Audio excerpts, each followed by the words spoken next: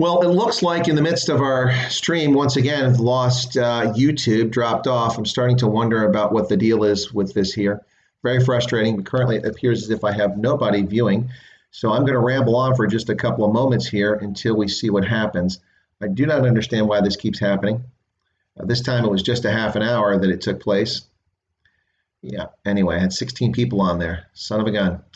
Anyway, so now I'm looking to see if anybody's come back. Viewers, no viewers, refresh chat. All right. While I want to do this stream, it's not of great interest to do it by myself. So I was talking about the Red Ant Security Relocation Eviction Services, which is a company based in South Africa. It's owned by those who are historically disadvantaged. In other words, a black. Hey, Justigos is there. Yeah, it's crazy. People, it just drops off. I don't understand what the deal with that is. I didn't lose internet connection, so why I got dropped, I really don't understand. But okay, 2 people are back, so thank you folks for coming back. It's great. 3, here we go. Everybody's coming back. All right, guys, I'm glad to see you back. Yeah, it's very frustrating when it's just drops off like that. But hopefully other folks will catch on and come back and catch the stream by simply going back to the channel. But as I said, I was talking about the Red Ant Security Relocation and Eviction Services. I got to tell you, I would not want to own a company whose title included something like eviction services. That sounds a little too much like Joe's Repo, the repossession company. It's not something I would want to do. Welcome back, IC3ZA. Yeah, no, so the Red Ant Security firm, hopefully YouTube won't drop us off this time. We've got a few people back. Anyway, so let me read from this a little bit more about, it's just from their website. So the aim of the company is to deliver a one-stop, all-encompassing urban management support services for human settlements. Whew, that's a long sentence. I need a drink. Wow. So ostensibly, hey, Nicholas, welcome back.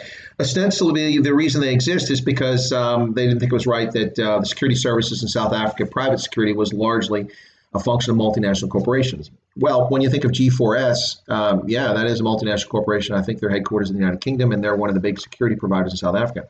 So I understand the argument for creating this company, but the conduct of the company leaves a lot to be desired.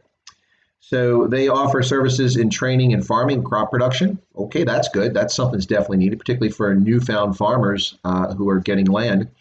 Civil engineering, construction, crop and aquaculture, fish farming. Really? I didn't know they were doing that. Okay. Don't you want to repo private jets? Justigos needs a strong drink. Yeah, there's no alcohol there in South Africa, Justigos. At least there's none on the street you can get to. Cleaning services, emergency disaster management, something always needed and something we definitely need at this moment in time, not just by government, but also by corporations. You know, something lost in all this is that when the lockdown ends, companies are going to have to resume operations.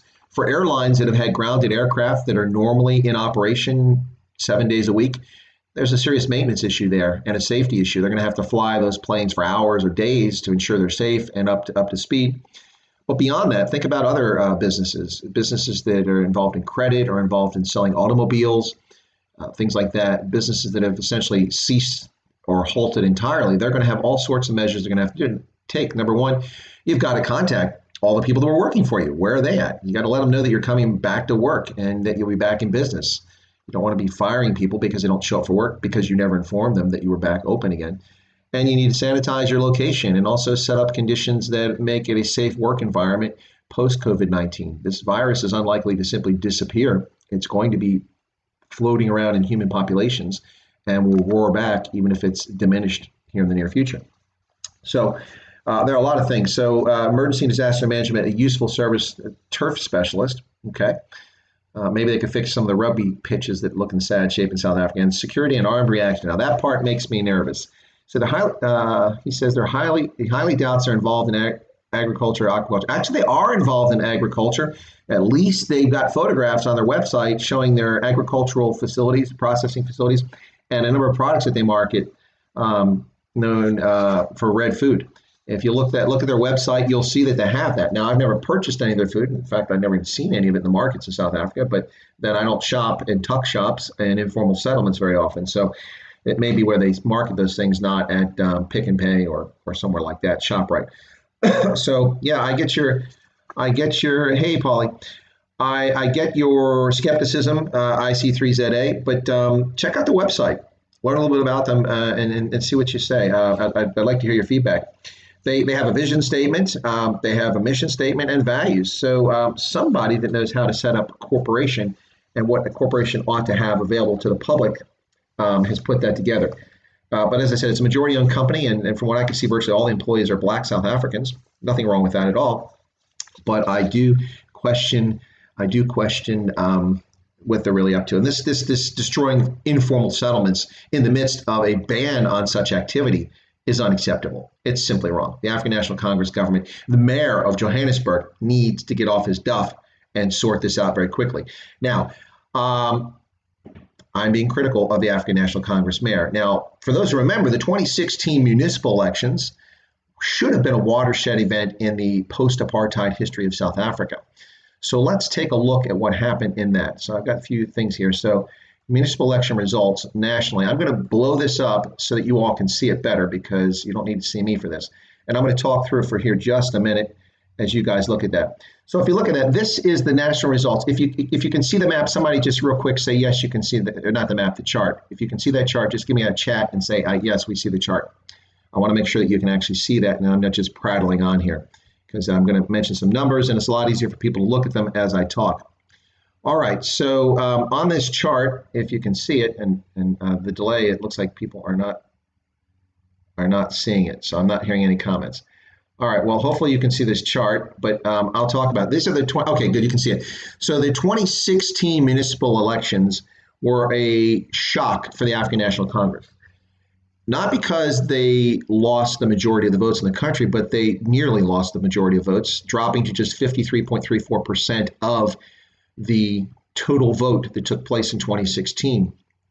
So the Democratic Alliance had a good showing, one of its best showings, but it probably should have done better, coming in with over 4 million votes around the country, 8 million total, 8 million when you put provincial and ward votes together, 9 million. So yeah, but so across the country, the ANC, if you look to the far right, 21.5 million votes, 55% of the electorate. Democratic Alliance, 9.4 million or 25%. And the Economic Freedom Fighters pulled 8.31%. Now, the consequences of this municipal election in 2016 meant that the African National Congress, the national levels and the ward levels matter, but not so much as specific localities. That's what matters. So what happened as a consequence of the 2016 municipal elections, the African National Congress had already lost control of Cape Town. It briefly held it, but then lost it to the Democratic Alliance. With the exception of one short period, the Democratic Alliance has been in control of it for a number of years, Cape Town, that is. But the shocking thing for the ANC is that it lost the majority. It had a plurality in a few places, but it lost the majority in Johannesburg and Tshwane. Tshwane is Pretoria for those outside of South Africa. It was renamed after a mythical or mystical chief from the Tswana groups. And so they lost control in Tshwane or Pretoria, and through a coalition with the Economic Freedom Fighters, the Democratic Alliance came into power and put their mayor in place.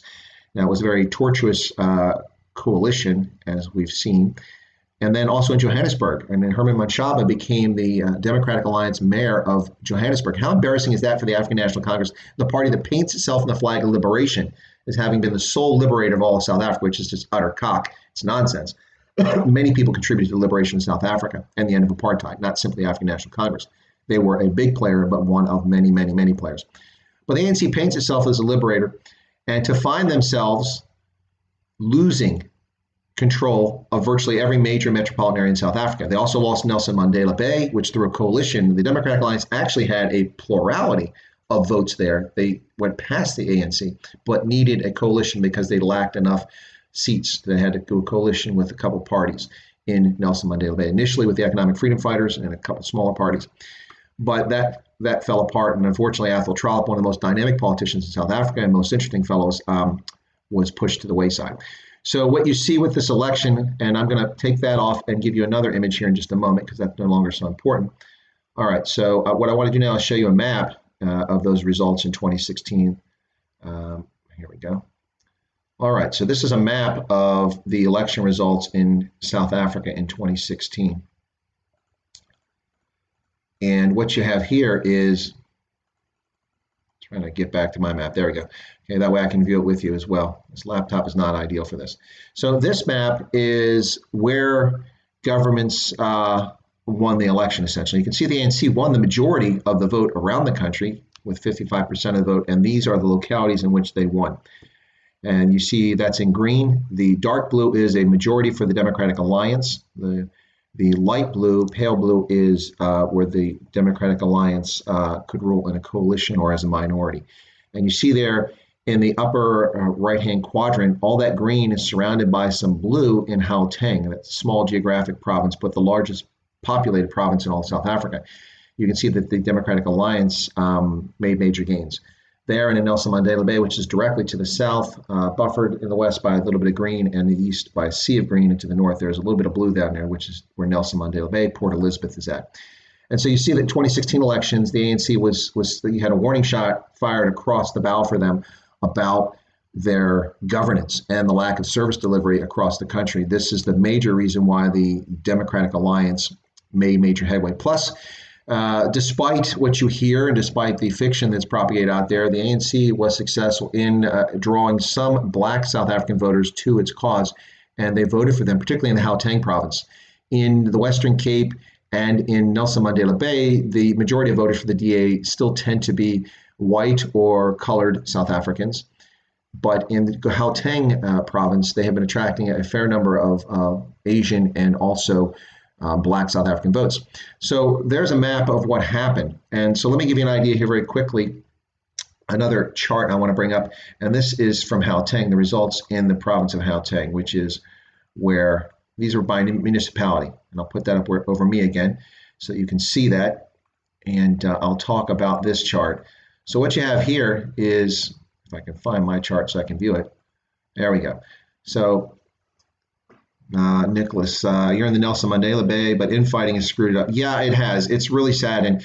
And what is really tragic with Nelson Mandela Bay, Nicholas, is that in the short time that the Democratic Alliance had control, there were major improvements in service delivery, major improvements. And not everywhere. I mean, there was such a mess that they inherited. But for those who don't remember, famously, Julius Malema, the head of the Economic Freedom Fighters, a former head of the ANC Youth League, who was booted out of the party and out of the Youth League, Julius Malema famously said that he was going to cut the throat of whiteness in Nelson Mandela Bay. He doesn't live in Nelson Mandela Bay. He doesn't come from that part of the country.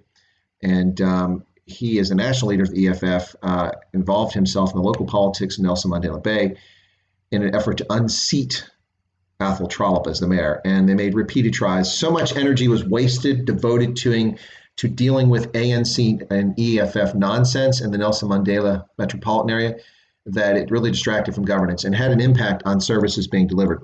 So have I been disconnected again? I have to look here. No, I'm still going.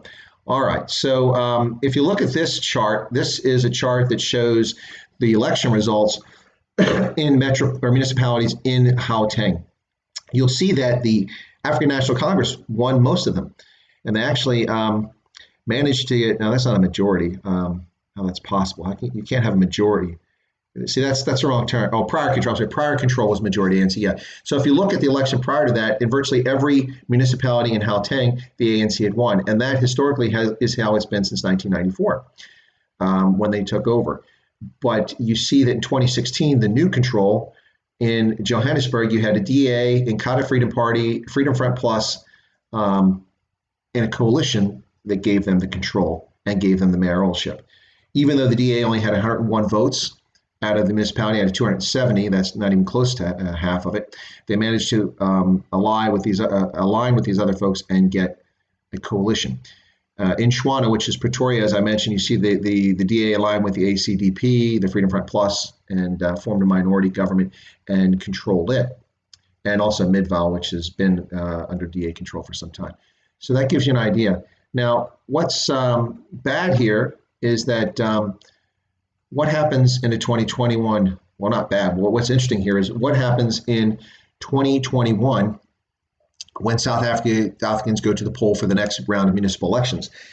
Will the ANC suffer a consequence as a result of things, as who mentioned this earlier? Someone said that that the red ants are not helping the ANC, and I agree with that. That was Nicholas. Nicholas, you are correct. The red ants' conduct is not helping the ANC. So what happens in 2021 in the municipal election in South Africa? Assuming we have elections in South Africa in 2021, you never know with COVID-19 what's going to happen here, just the hysteria over it. But presuming that we have 2021 municipal elections in South Africa. The DA, which in my view lost its way in the last elections in 2019 and fumbled a golden opportunity to gain ground on the ANC and drive it under 50%. They lost a lot of ground that they should have made with infighting. A lot of nonsense was happening with Patricia de Lille saga in Cape Town, with the loss of control of Nelson Mandela Bay, that saga is taking place. And honestly, in some places where the DA was control, their lack of service delivery. But the one more hampering factor is, and this is entirely the DA's fault because it's not simply a local governance issue, but the high level of crime in much of the country that somehow that gets attached to political parties in control locally. Although they have an impact, they don't control everything because the police, the SAPs are controlled at the national level. So law enforcement is a national issue as much as it is a local issue in South Africa. So in 2021, will the DA get its act together? Will the EFF come out of nowhere and take control of any municipalities? I don't think that will be the case. I do think that it's very likely that in Gauteng, if the DA comes up with a viable candidate and gets its act together, and if Steenhuisen winds up being a good leader for the party and a charismatic leader for the party, and people can focus on service delivery. And finally, one piece now, those who are in DA governance at the local and provincial level today, if they are doing things that are seen to be helping South Africans, particularly the historically disadvantaged or Black South Africans, and the Asian and the colored communities in particular, that they're likely to draw more votes in 2021. And I predict that it is possible, I said possible, a lot has to happen between now and then, for the DA to win Tshwane outright, win Johannesburg in a coalition, possibly win it outright with a slim majority, win Nelson Mandela Bay outright, and of course they'll win Cape Town. I don't think that they'll come anywhere close to winning Durban. Durban historically has not been kind to the DA, and I don't think that they'll be able to do much there. So let's see with some comments over here as I've talked about this. Paulie says that Julius was jealous because Athol spoke fluent Xhosa and he didn't. Yeah, that might be true. As for those who don't know Athol Trollop, number one, okay, come on, you got to give it to the guy. They were his parents anyway. Athol Trollop. It sounds like a posh, affluent school, finishing school for boys, Athol, or some Danish supermarket, Athol Supermarkets. And his surname, Trollop. Okay, I don't need to explain what Trollop means, not in English. You can look that up. But you got to give it to the guy. I mean, he's got a perfect name for something to be known, Athol Trollop. But his name aside, the guy is a phenomenally interesting politician. And much in the same way that I found Helen Zillow 15 years ago to be very interesting and quite dynamic, I think Athol Trollop is also one of those people.